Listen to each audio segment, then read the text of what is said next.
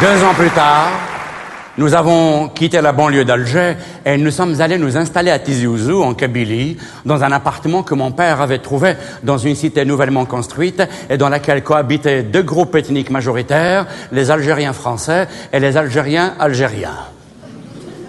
Jusqu'à l'indépendance, les Européens d'Algérie se considéraient comme les seuls vrais habitants du pays. Pour eux, nous, au plan administratif, nous étions des indigènes, au plan géographique des autochtones, au plan racial des Arabes, au plan ethnique des Berbères, au plan religieux des musulmans et au plan botanique des melons.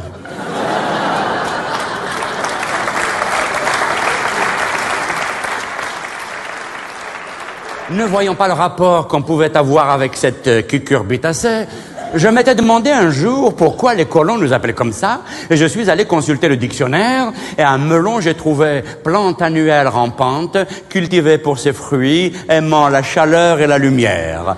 Et j'étais très fier d'être un melon. Sur le chemin de l'école, les élèves de la cité étaient divisés en 2 groupes bien distincts, séparés par une dizaine de mètres environ. 2 mondes opposés qui se chamaillaient, se provoquaient. Quand on jouait au football, ce n'était jamais l'équipe du bâtiment C contre le bâtiment B, ce n'était jamais l'équipe de la cité des Oliviers contre celle des Eucalyptus, c'était toujours les Français contre les Arabes, les chrétiens contre les musulmans ou les Blancs contre les Bronzés. Et les matchs de foot se jouaient toujours avec les règles du rugby. Le ballon était facultatif, hein. Quand on jouait au cow-boy, c'était toujours les Arabes qui faisaient les Indiens. Comme si c'était dans la nature des choses. Remarque, c'est normal, hein. Comme nous, on était moins nombreux, puis leurs parents, à eux, étaient plus aisés financièrement, ils leur achetaient toute la panoplie de cow-boys. Ils avaient les pistolets, la tenue de Davy Crockett, les bottes, l'étoile, ils avaient le chapeau, et nous, on n'avait que le slip. Et la peau rouge. Et quand on voulait jouer aux Indiens, on attendait qu'une poule passe par là. Et dès qu'une poule passe, 10 secondes après, elle est à poil et il y a 120 Indiens.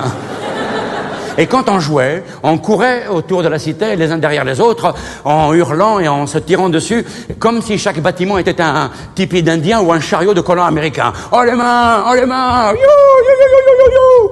Et quand, du haut des balcons, nos mamans qui parfois assistaient au jeu lançaient des youyous pour nous encourager, les petits cow-boys français fuyaient en criant « Voilà les Apaches qui arrivent, fuyons !»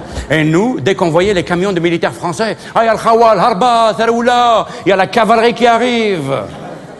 Et quand nous jouions aux gendarmes, qui c'est qui faisait les voleurs? Remarque, c'est normal, hein? Eux, ils n'avaient rien à nous prendre, hein?